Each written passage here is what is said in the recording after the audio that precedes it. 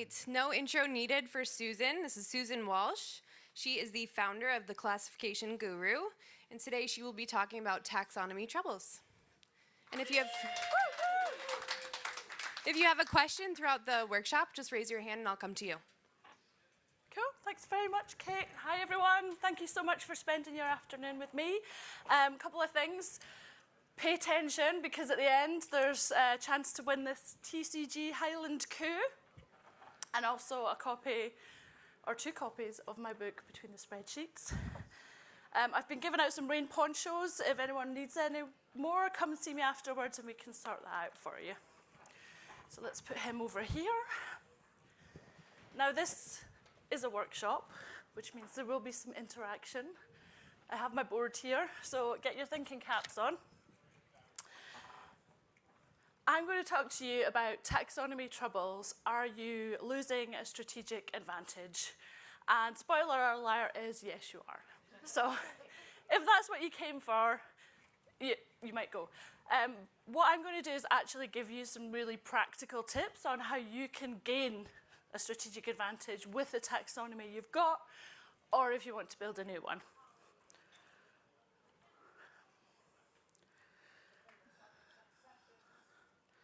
I'm pressing When you think button. of superheroes, what's the first thing that comes to mind? Can we go back a minute? There we go.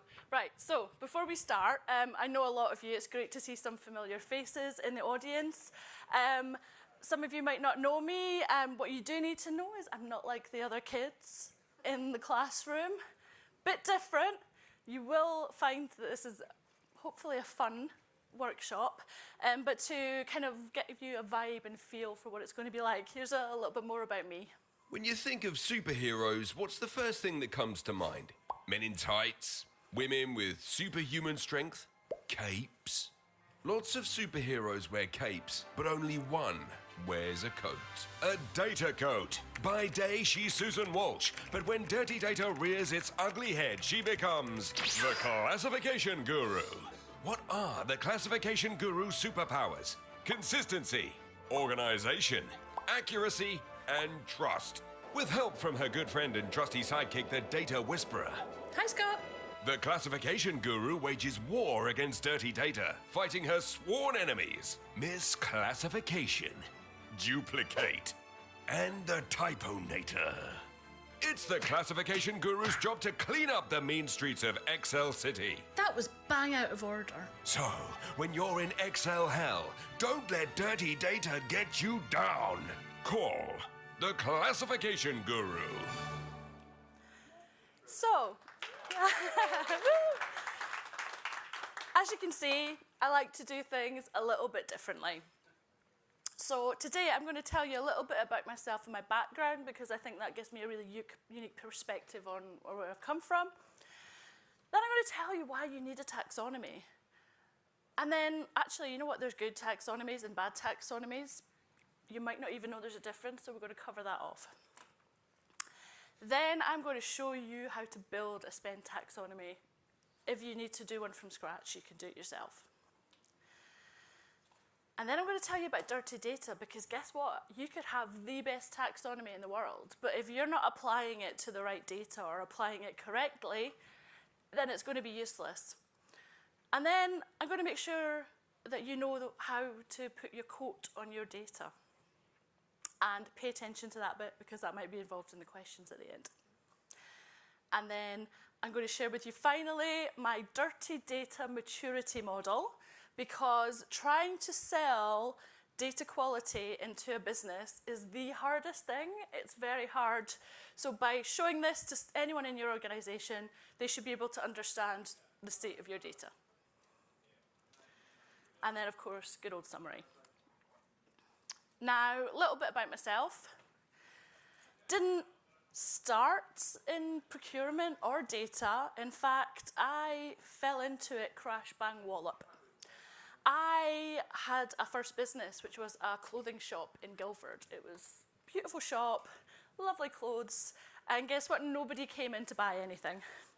So I had to go bankrupt, and I had to save to go bankrupt. It was pretty dire. So I found an ad online for a job to go and work for a spend analytics company. classifying spend data. Now, I'd never done that before, but I had worked in FMCG, so I thought, yeah, I can do that. And it really is where I found my love for data and found I had a real knack with it and really enjoyed classifying data and normalizing suppliers. But after a little while, it was time to go it alone, and I didn't know where else I could get a job doing the same thing because I didn't come from a data background and I didn't come from a procurement background. So I thought, well, the only option is to either start a whole new career or set up a business. So for the last 5 years, I have been working across all industries, classifying and normalizing suppliers, building customized taxonomies for clients, cleaning suppliers for P2P implementations, and cleaning databases. And you will have heard about Dr. Eloise's spider map today. If you think of what I do as a circle around that, because it all starts with clean data, there's no technology in the world that will work properly if you don't have clean data first. And unfortunately, not all of it can be fixed with more technology. Sometimes you need people. And that's where we come in, my team and I. But not just that, I wrote a book too.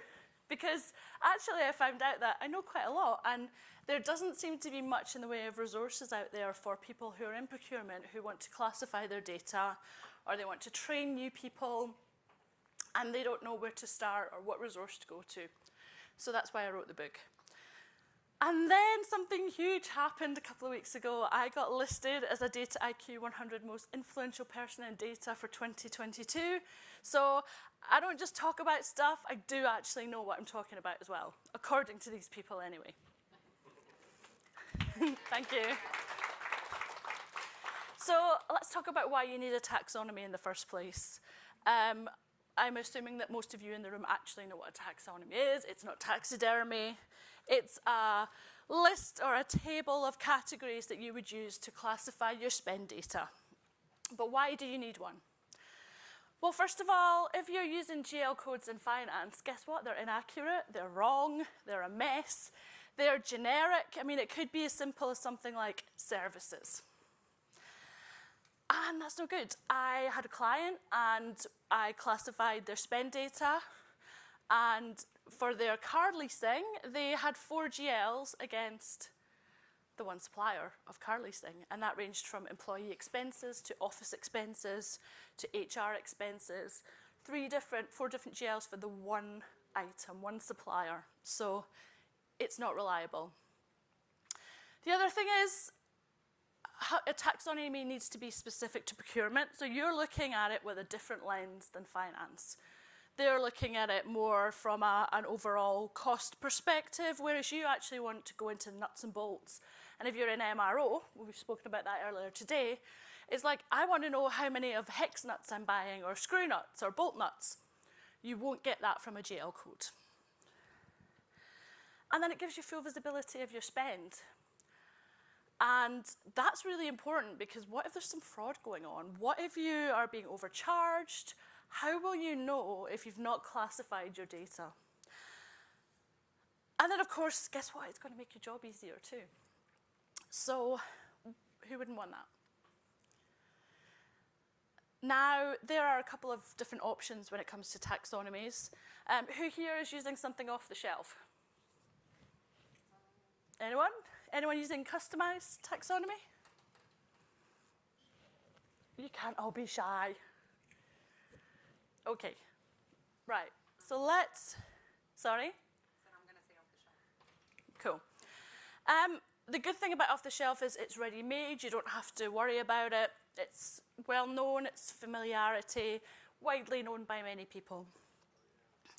If you use custom-made, you get it to fit your data perfectly. What if you work in a really specific area and you need very specific detail? You won't get that from anything off the shelf. Then you can cover all your spend off. So again, it's making sure you categorize it correctly, because I've seen it many times with off the shelf. You have to shoehorn some spend into something that's vaguely in the area of what you're buying. So it also helps to reduce the amount of incorrect classification, because you have the right thing. And you get true spend visibility, which means you can do improved analytics, which means you can do more cost savings, more risk assessments, you have better information. So think of it like this. Off the shelf is like something you go out and buy from in a retail store. Custom made, it's going to fit perfectly. But the problem is, with off the shelf, sometimes it doesn't fit that right. And you can end up with completely the wrong thing. So by having the perfect fit and a customized taxonomy, it will suit your business needs and your personal work life will be easier. So let's talk about good and bad taxonomies. Does anyone know what a good taxonomy might look like? Okay, makes sense. That's a good one.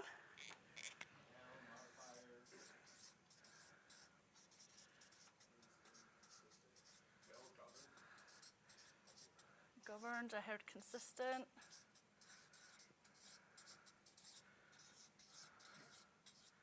Yeah.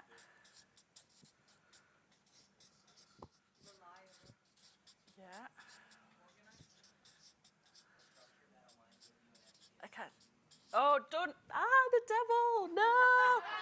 You said a swear word. UNSPSD. Sorry, was it organized?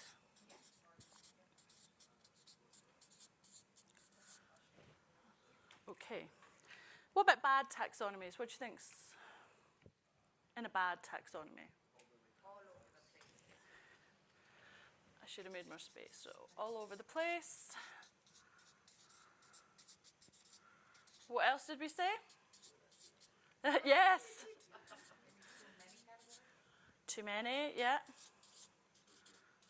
Yeah. Yeah. Oh, you guys are good at this. Okay. Let's warm up here. Right. Let's have a look at good ones first. Consistency, we heard that. So if you have a detailed taxonomy, make sure it's detailed in every category. Don't just have travel in one area and then you go into IT and you've got hardware, software, peripherals, etc. Make sure it's consistent throughout the data.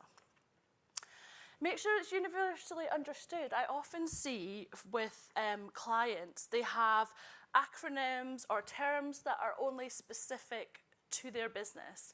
I think that a taxonomy should be something that anyone could come in off the street and understand and be able to classify data with.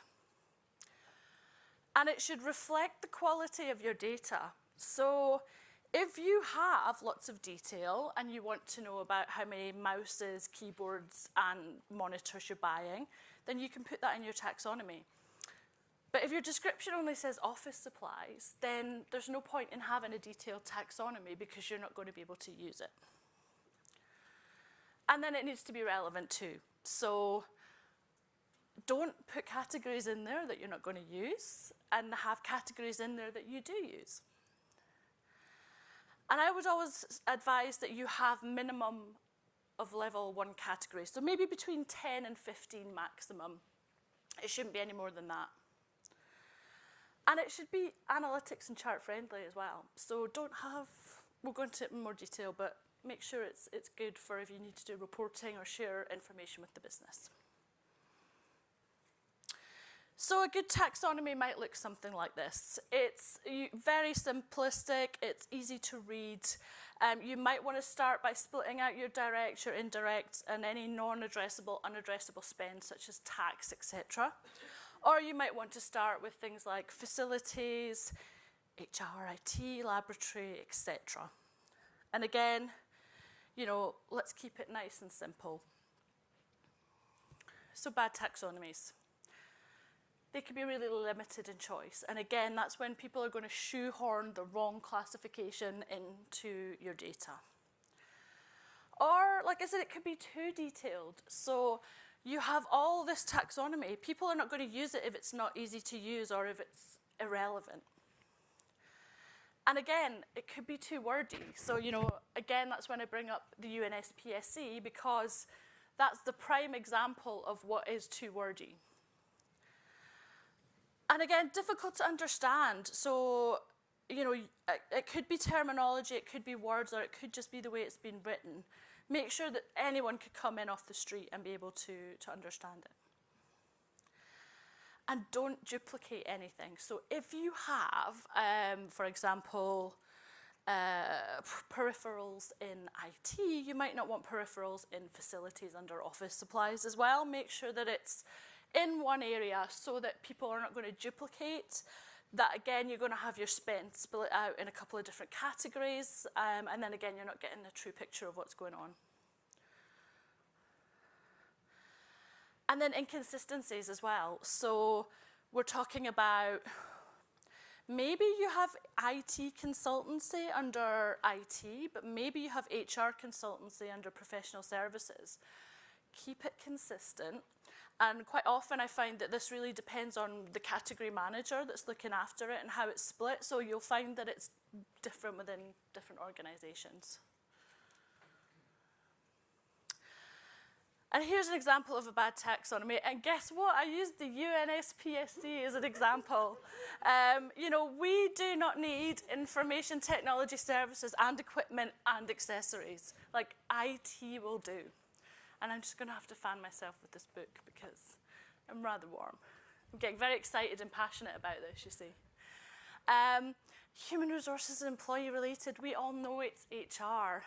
And again, imagine trying to fit any of those on the left into a chart. It's going to be bigger than the bar chart itself. You know, you're going to be like that trying to read what's happening. Just have IT, just have HR. It will look better on your chart.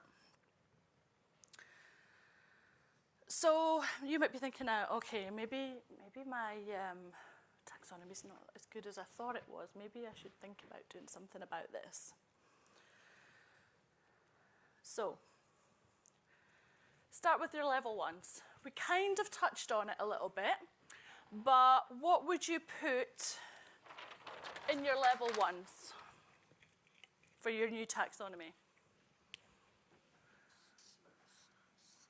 So what would we have in your dream taxonomy? Yep, so HR, IT. Sorry? Non-IT. So what would, that's very vague and non-descriptive. So think about someone coming in from externally. How would you describe to them what non-IT is?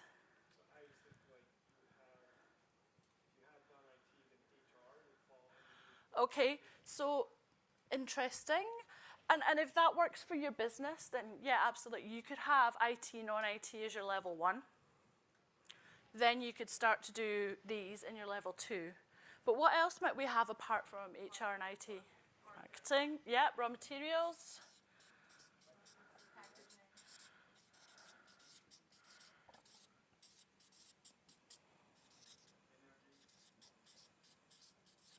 So energy is an interesting one because sometimes I see that sit a lot under facilities, but sometimes utilities is a separate.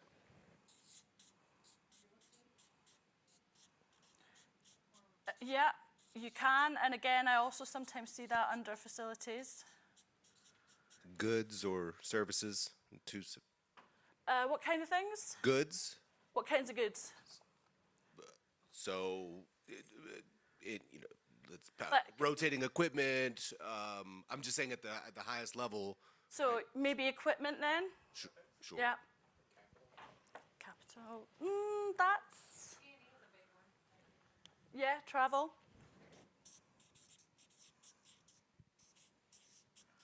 Okay, so that's a good start. Sometimes I see things like MRO as well.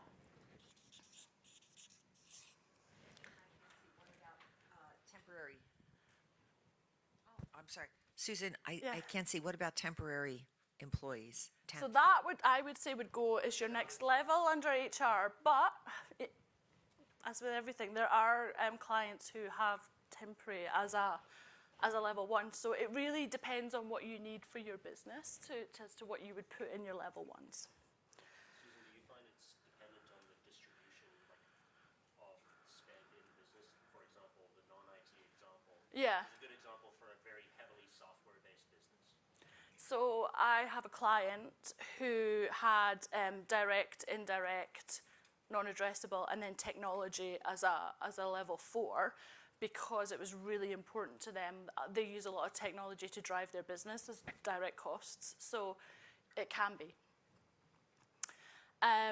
So yeah, think about how many levels you actually want. How much detail do you want to go into? Normally I see like 3 to 4 levels as a good taxonomy, but sometimes it can go to 5 or 6, it really depends. And avoid those duplicates. So if HR consultancy is in professional services, don't put it in HR. Same with IT. And detail or no detail. You might have the detail in your data, but do you need it for the business? Because if you don't, then don't spend time classifying it in detail, because that will take longer than if you classify something with just office supplies and IT hardware rather than pens, pencils, papers, keyboards, mouse, laptops.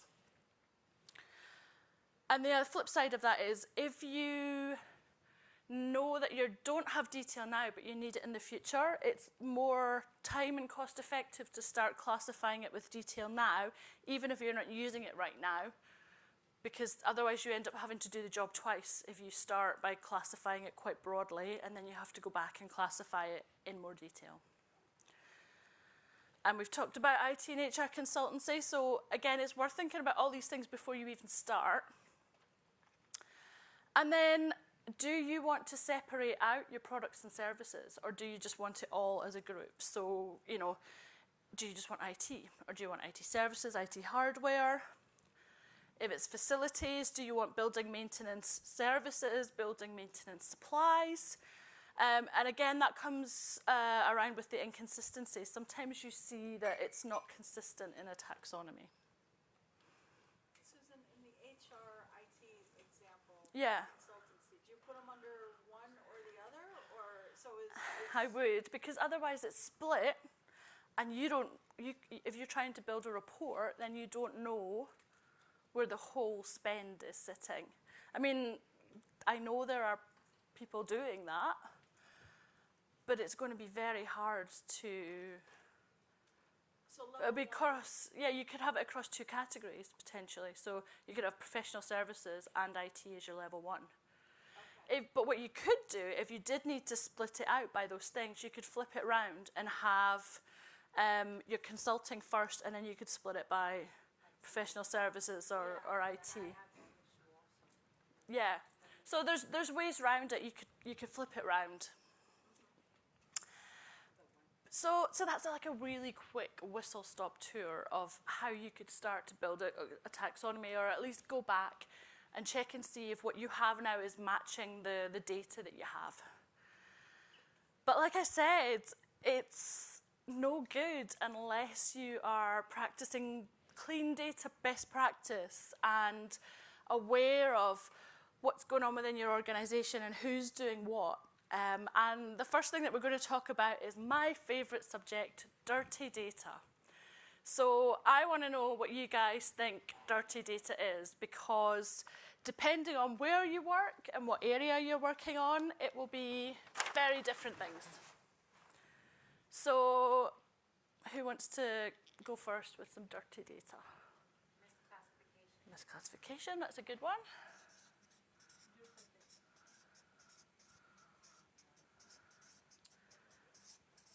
Yeah. Obsolete. Okay. Obsolete and incomplete.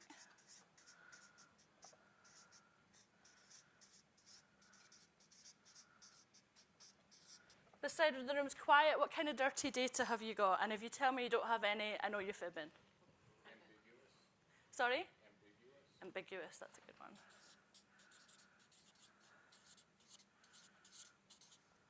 Okay. That's a good start. Hands up who does have problem with their data. Yeah, pretty much what I thought. Well, you know, the good thing is you're not alone.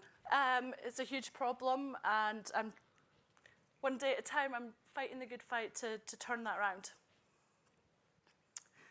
So first of all, it can be things like misspelt words. So think about your invoice PO line descriptions. How many times have you seen misspelled words, abbreviations, various versions of the same thing. And then what about incorrect descriptions? What if somebody's put the wrong information in your PO? It's really important to use your data in context. So when you're looking at your Excel spreadsheet, which is generally what it is, don't just look at the description, look at the supplier and the description in context. And also look at the value, because that can help guide you too. So when I'm classifying, if I see a hotel, for example, if it's like $50,000, it's probably venue hire rather than accommodation. So context is so important. And then missing codes. So we've got products, we're trying to order them, and the codes are missing because someone hasn't set it up properly. And then information in the wrong columns. Now, I don't know if you see this with your supplier information, but how many times have you seen cities in the zip code column, or phone numbers in the city column, countries in the city column? They can be all over the place. And then, you didn't touch on this, but this one's interesting. No standard units of measure. So we are increasingly a global community, business community. We have global companies that span the world. How are you spelling litres, milliliters? Each. Oh, that's a good one, yeah. Is it kilometres or miles? Pounds, kilos, and is it different in different regions? You know, you need to be aware of these things. And that goes for currency issues too.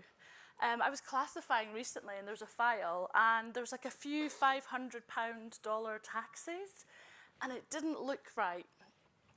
You could imagine that there's maybe one $500 taxi, and so when we looked, the currency conversion had been done incorrectly.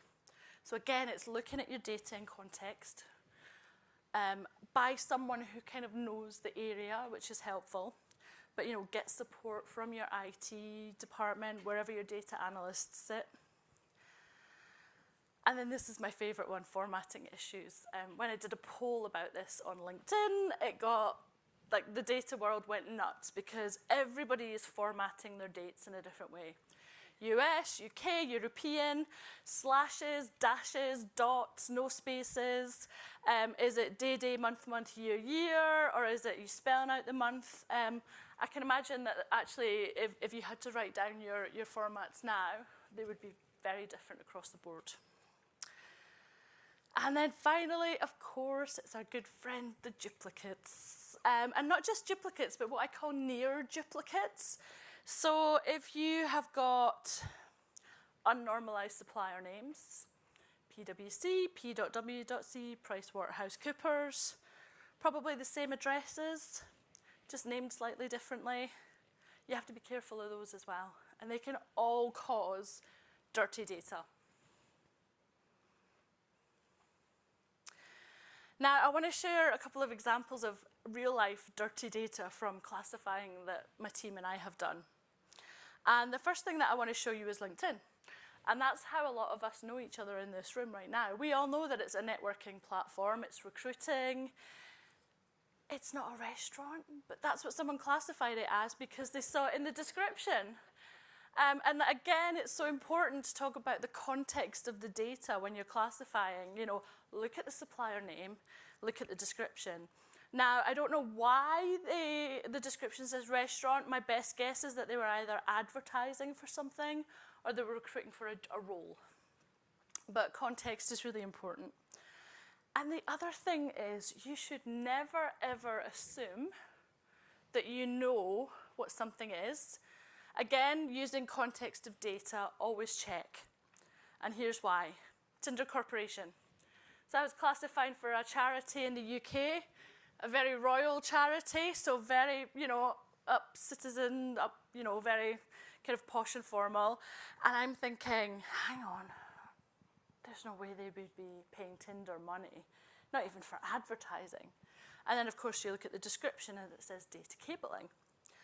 And so I did a bit more digging, and as it turns out, there is a Tinder Corporation Limited in the UK that is an IT services company. So again, you should never assume even from a description, that you know something right. And there's 2 rules that I tell my team when they're classifying. The first is the only bit of data that you can ever trust in your spend data is the supplier name. Even that occasionally can be wrong, but that's the only thing. The descriptions can be wrong, the values can be wrong, the GLs can be wrong. So always just look at the name. And then because we work across industry, different companies, different projects each time, I always say, think about what that client would be buying from that supplier. Because as we know, suppliers can sell a whole range of things, like Office Depot does not just stationery, but furniture, etc. So have a think about, what would my employer or what would I be buying from this supplier? And it might not be the obvious thing.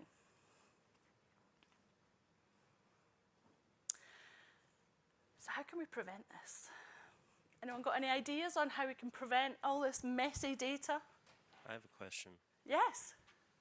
So let's say we had a data problem, which we all do. Yeah. But it's really, and let's just say, for example, we sell it internally that, hey, we've got a data problem and Yeah. we need to take care of it. How do we bridge the gap between using internal resources? Because many of us don't have COEs with MDM teams. Yeah. So how do we do that? How do we support that cleanup? So I'll kind of cover off some of this as we go on. How do you guys think we might be able to prevent some of this, though? Have you got any examples of what you've done in your own organizations, or?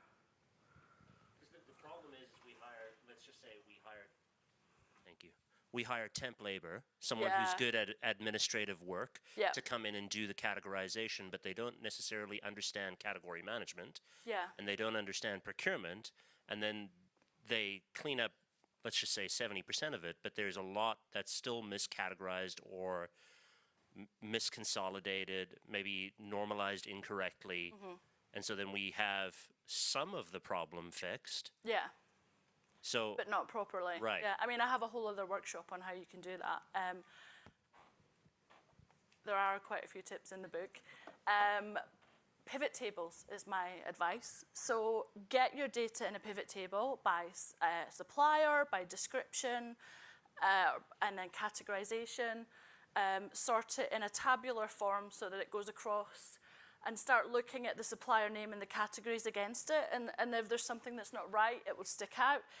If you could do the flip of that, you could list your categories and see which suppliers are in those categories, and then that might be easy. You know, if you've got a taxi sitting in HR, then you know that's not right. If is it more like, say, people's names, then you could have it sorted by zip code, and then if you see there's more than one person's name or one company's name assigned to that zip code, that might be worth investigating. what if I don't want to? Are you like an MDM team for hire? Could I just hire your team? You could, of course. But you know, the reality is it's really hard to get budget sign-off for this kind of stuff. A lot of people want to use our services, but they will not be able to get the sign-off. And so that's why I wrote the book, partly, just so that people have some kind of resource or tool to go to. And yes, it's in Excel, but you know, we're all using different kinds of software, different kinds of analytics tools, but we all use Excel. So it's something that we can start on a common ground. So, oh, yeah, Joanna? So Susan, say somebody takes this on and they do what you suggested with the Excel. So it's a one-time fix, right? And there are financial systems that company is using, and and the past year's data is all going to be sitting then in the wrong format, right? So it's not going to be really usable. So what do you do, or what have you seen companies do? Do they go, once they've fixed for going forward, how does that then get communicated within the other systems, the financial systems, and the rest of the people in the organization, so that the problem doesn't just start to happen again the next day? So some of it we're going to cover off. Some of it is that genuinely a lot of procurement teams that I work with work independently of the finance system, because they just can't agree with finance. You know, they'll run their classifications separate to whatever's going on in the finance system. Although I've got a client right now who are building a new taxonomy into SAP, so it is possible. And I'll give you some tips on how you can keep it nice and clean as well. So first of all, we've talked about it. Don't assume, you know, they say makes an ass out of you and me, but I also say it's the mother of all F-ups. That's how I think of it, and it's true. When you're classifying, look at that name and the description, or look at the name and the address. You know, you might see a supplier with a country address that you know they can't operate in that country. Think about, would the company use this product or service? Look at those values to guide it. And also, the flip side of that is, if the values are too low, what's going on in your system that's not right? And then anything new, Google it. Like, I'm the queen of Google. My team are too. You know, we spend so much time on Google. And I can tell you now, the number of companies that do not put on their website what they actually do is astounding. So if you go back now, after this session, go and check your website and actually make sure you actually say what you do on it. I hear things like, oh, we're the best in our field, we're leaders in this area, blah, blah, blah, and it doesn't say what field, what area. You go to the services page and it's like for the different industry sectors, still doesn't tell you what they do. So really important to make sure you have that on your website.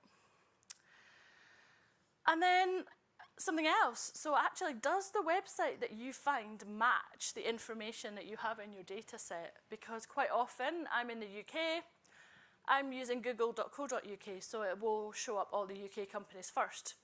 But actually, you can have a company with the same name in the US or somewhere else. So Grainger is a really good example over here, you know, MRO parts, hardware, etc. Grainger in the UK is a house builder and landlord.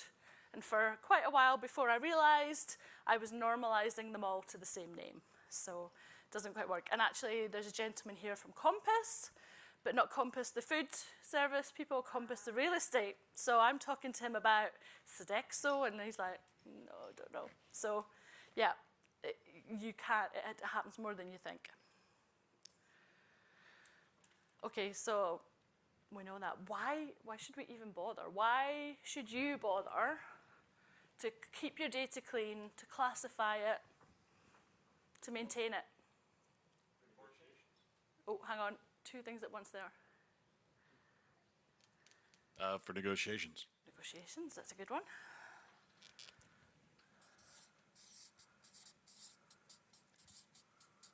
Reporting purposes. Yeah.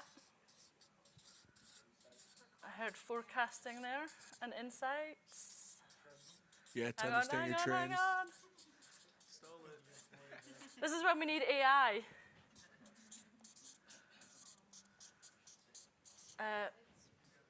What was Trending. Trending. Yeah. Sorry, didn't quite hear that. Resource allocation. That's a good one.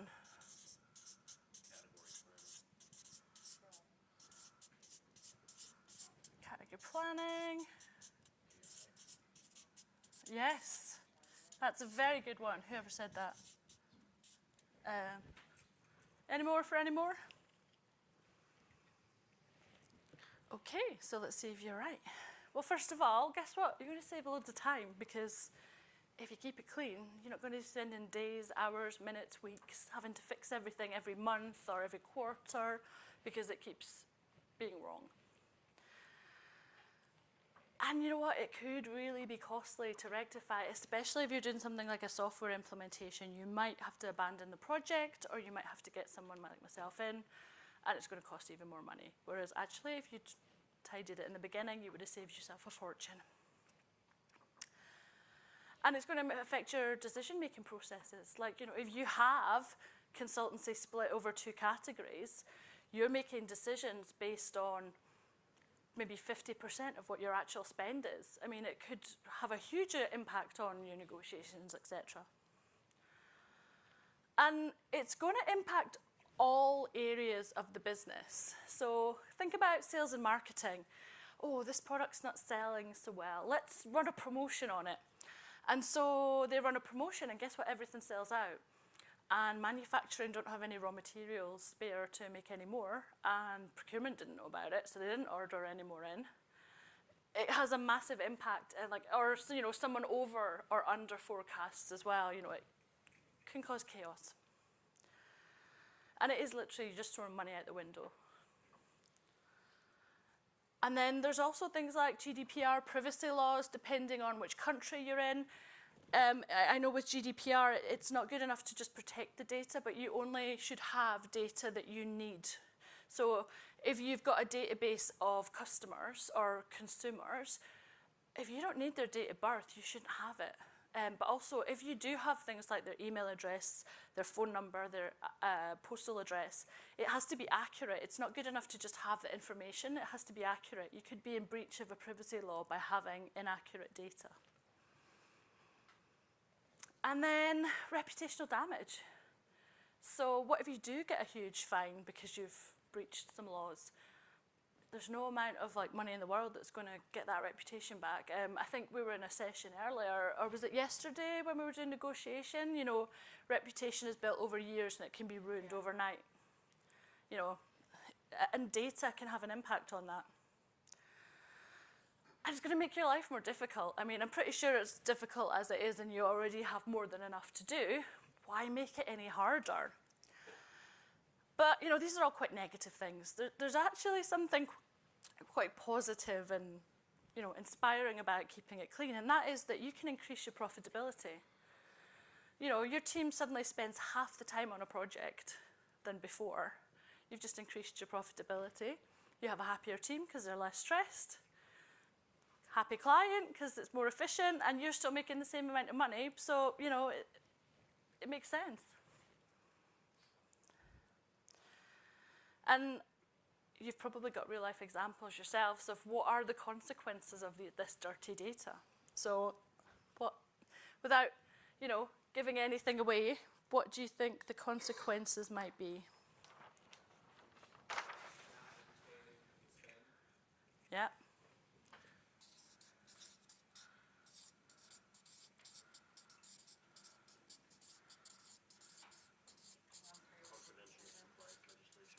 Oh, hang on. Someone over here? Yeah.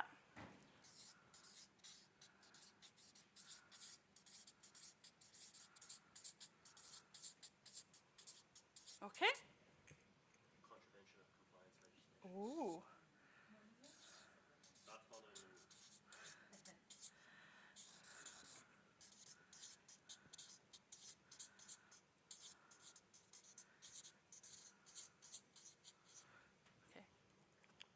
Well, there's lots more. First of all, cost savings. That's going to impact how much you can save. And it's not all about cost savings now, I understand that, but it could have a huge impact on how much you could save.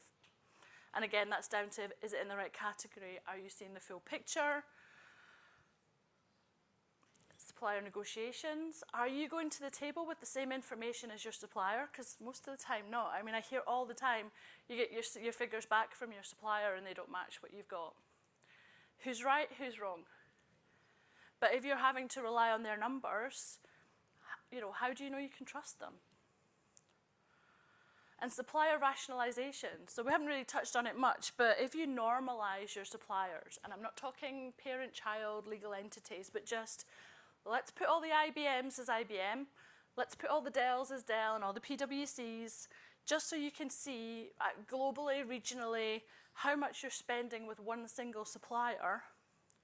You could be, negotiating better deals, better terms, bigger cost savings, lots of things like that. Forecasting too. So, and that's perfect to talk about, forecasting is saying that predictive modeling. If you don't have the accurate data in to do the predictive modeling, the predictions are going to be wrong too. So it has a knock-on effect. And then budgets as well. So imagine you say, we're going to do this year, or we're going to buy this, and your budget's set for the next year, and guess what, you actually like spent more than that or less than that, you're going to get more or less budget for the next year. It could affect that too. And then targeting the right customers. So if you've got client lists, etc., imagine if you're like sending out mail, and you know, more people are working from home now, so it's becoming a thing again. But what if you're sending out 25% of that to people that don't live there anymore, or it's the wrong name at the address? You're not targeting your right clients. So having the right information, the right database, even the right supplier list, making sure that you're contacting the right people. You know, how often is it that people move on and you're still emailing them? You know, as a small business, me trying to get invoices from people, if they don't give me an accounts email, I'm chasing whoever my contact is. And if they're not there or they've left, then I'm not getting paid potentially. And then what about shipping the right product? So imagine we've not got the right codes or somebody's misassigned it. I've heard stories about somebody had put the dimensions of a TV in as 1 centimetre by 1 centimetre. So when they were doing their load planning, they thought they could get hundreds of TVs on a truck. And then when they went to go and obviously put them all on, they can't fit them all on. So you're letting your client supplier down. You could potentially be getting a fee or a fine for not delivering on time or to the terms of your agreement. Loads of things like that. Or, you know, somebody's put a 0 instead of an O or an O instead of a 0, and then there's 2 versions of the product in the system, and, you know, it goes on and on and on. And then analytics too. So we talked about that before. This is a true example. I was classifying some IBM, and someone had classified some cleaning under IBM. So when I looked at the analytics, I could straight away, that doesn't look right. We've got facilities and IT for IBM. So I went and had a look at it, and I could see, oh, okay, we've got, why do we have cleaning services? And actually it was like hardware cleaning or something like that, you know. Yeah, so again, it's interpretation of the data. Somebody's just used a keyword search and classified the wrong thing. So we took that out. Look at the spend change. You suddenly get a different picture of what's going on. But it is really true what they say. If you put garbage in or rubbish in, you get rubbish out. And we've heard that today already as well. It's whatever you're doing, it's true. Software, ERP system, CRM, categorization, it all happens. So how are we going to fix this? There has to be something, right? Well, I mean, it's not foolproof. You know, people are still involved, and you can never really control people. But you can make sure your data has its coat on. So first thing is, we all have to be realistic here. There is no quick fix. There is no magic button. There is no software in the world that is going to fix all your problems. The truth is, it's a mixture of humans and technology that will win. And new data needs to be reviewed by a person, and preferably someone who's an expert in that specific area, so that they can just have a quick look at it, and even, like I said, in a pivot table, just quickly to make sure there's nothing obvious standing out. When I'm doing checks on data, and recently I had to rework a project for a client, they'd had someone classify their data, and there was a whole load of money for Microsoft under marketing. So, look at your top 20 suppliers and make sure they're classified correctly, because if they're not classified correctly, then I can guarantee you the rest of your data will be a mess as well. And get the whole organization involved. So this is kind of answers your question, Mark. It's not one single person or department's responsibility to maintain data, it's everybody's. And we need to kind of communicate the importance of everybody's part in that. So it's like the person who sets up the product needs to understand that if they don't put the right dimensions in, their friend in the warehouse is going to get a whole lot of grief because something didn't happen. Or if they didn't put the right description in, their friend in another department is going to spend 2 hours trying to fix something because of what they did. If everyone understands their role and the impact they have on what they're on the rest of the process, then you'll find that people will be more likely to be engaged and have a kind of feel a responsibility for what they're doing, rather than, oh, it's just, well, whatever. And before you even start, agree those common standards, terms, processes. So I'm doing a food classification project at the moment. It's global. Is it crisps or chips? Is it biscuits or cookies? You know, this is a real life problem. We need to agree that before we start. You know, even spellings, how are we going to spell it? UK version or US version? You know, think about all these things before you start.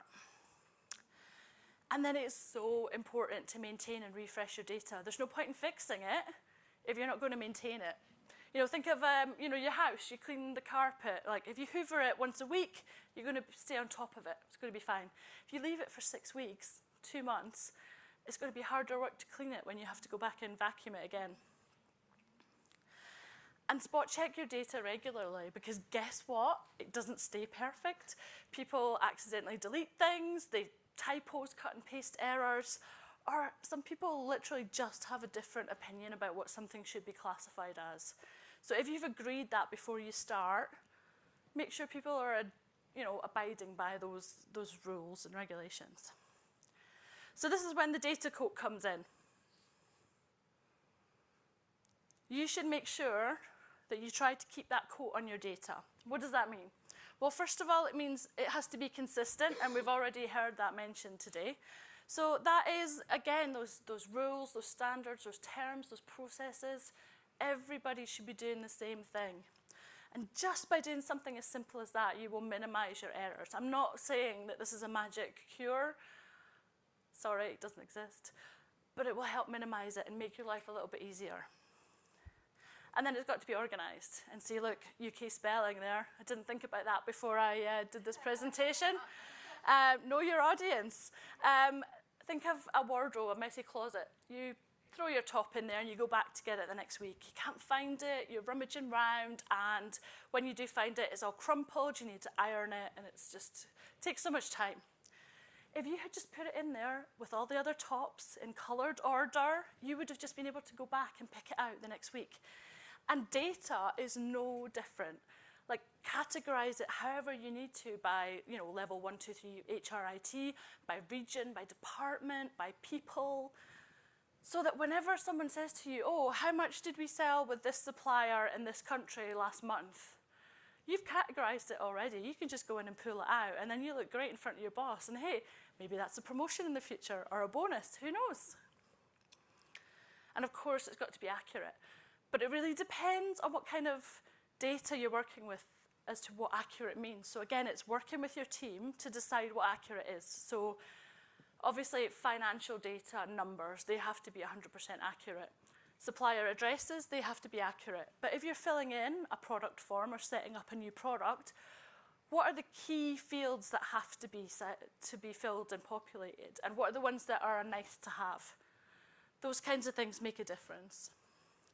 And then finally, when you have all those things, you have trustworthy data, which means you can make those decisions.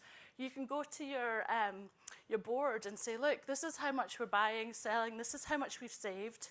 You could be doing yourself a disservice and actually saving a shed load more money, and if you've got the right data, it's going to make yourself look great. But of course, we all know when we're dealing with other parts of the business, they don't get it.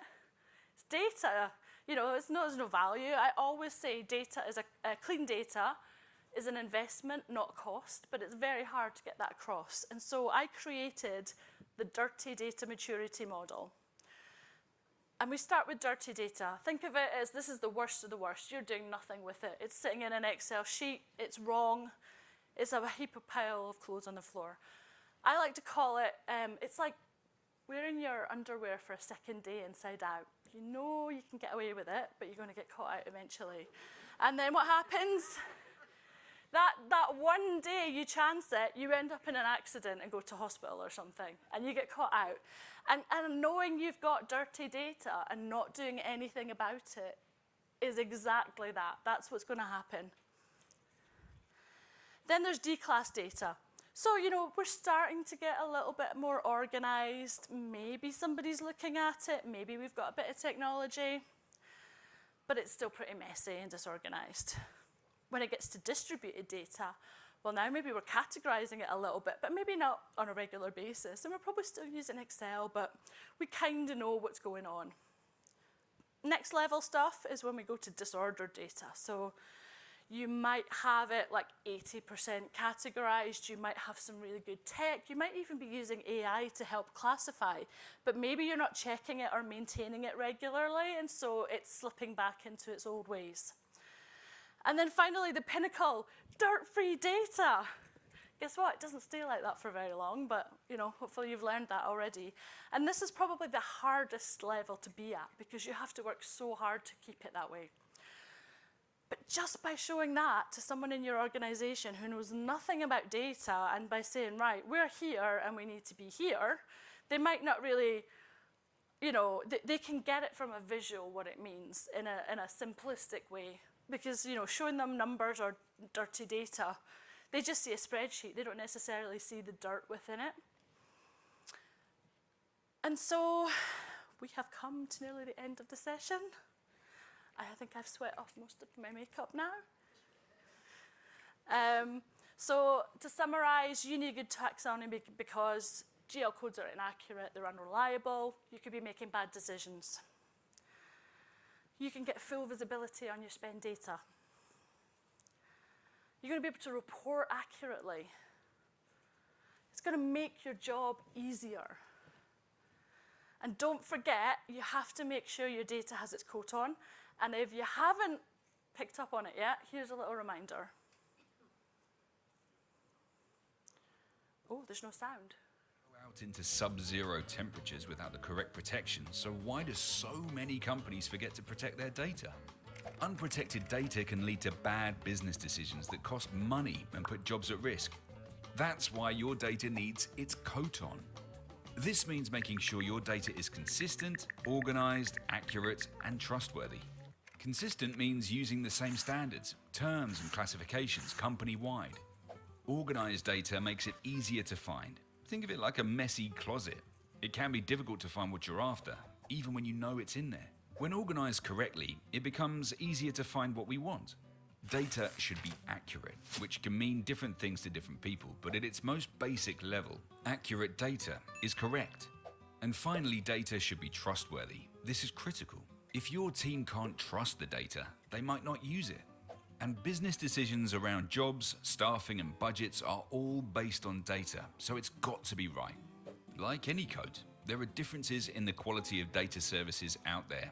If you buy a cheap coat, it might not be waterproof or protect you enough, and it won't last more than one season. If you don't invest in good quality data services, you will end up paying twice as much, if not more in the long run, to fix the earlier mistakes. If you'd like to speak to an expert about data in your own business, visit theclassificationguru.com to find out more. Thank you. That is it. If we are not already connected on LinkedIn, you can scan this QR code and we can connect. I post lots of tips, lots of craziness, and do lip sync Sundays, which you will get addicted to very weirdly. Thank you so much for your time. I think we've got a couple of minutes for questions if anyone has anything that they want to ask. About 2 minutes for questions, so if anyone wants to raise their hand, have a question. Hi, Susan. Thank you for the presentation. Question about services. Yeah. Have you found a best practice or a best of breed? Should they be in their own level one, or should they be sprinkled throughout the other levels as they relate to the specific service? So a good example would be facilities. So your plumbers, your electrical, do you want electrical product and electrical services, or do you just want an electrical category? I wouldn't necessarily have services as level one and then electrical. But again, it really depends. Like, there are so many different businesses doing different things. One client, they have some of their software in technology where it's kind of direct for their business use, but then they also have some of it sitting in indirect, which to me is crazy and doesn't really make any sense, but that's the way it works for them. So yeah, it really was what's going to work best for you and what is going to get your team to use it as well. That's really important. Thank you. All right. Our next session will be at 3:40. Oh, we got one more over here. Sorry. That's okay. So, Susan, once you have the taxonomy built out, Yeah. It sounds like that'll be sitting in like an Excel spreadsheet or something like that, but it's got to get integrated somehow, I would assume, into like your P2P system or your spend analytics system so that it can start. So how does that piece work once you have the taxonomy built? So a couple of things. You can map, if you've got an existing categorization already, you could map the new taxonomy over, but again, that's a lot of trust that what you have is correct. I would actually suggest that you start from scratch and reclassify, and then put the new taxonomy into your P2P system. Could you build a business case for someone who doesn't have an MDM team to use your services to show them why? It's so tricky because a lot of the decision makers just don't see the value in it, even if it's right in front of their faces. The reality is, and I say this to everybody, the people who come to me, it's already hit the fan, they're already in trouble, and that's when they get the budget to fix it. And I'm really desperately trying to work on a way to connect with those decision makers. I haven't found one yet, but I could certainly give it a good go. That's the key. Yeah. Right? But, if there was an answer, it would already be out there, so nobody's found it. So we're all trying hard. That's because the decision makers don't want to be bothered. Yeah. They're not in the data. Yeah. And they don't know the pain that it's. Yeah. But actually, Dr. Eloise has given an example before where a company went to them and they were already tens of millions down the line in this project, and then it was like, oh, it's a mess. 50K would have fixed your data at the start, But trying to get them into that mindset is really hard. But there's a new generation coming up, and their mindset is different. So I'm kind of targeting them so that it's easier in the future. Cool. Thank you very much. Thank you so much, Susan. Thank you. Oh, sorry. Right.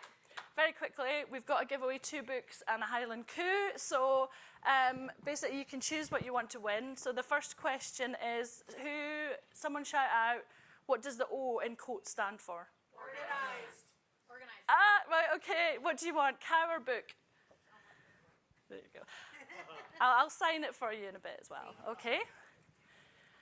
So what about the T? Trustworthy. There you go. What do you want? Book.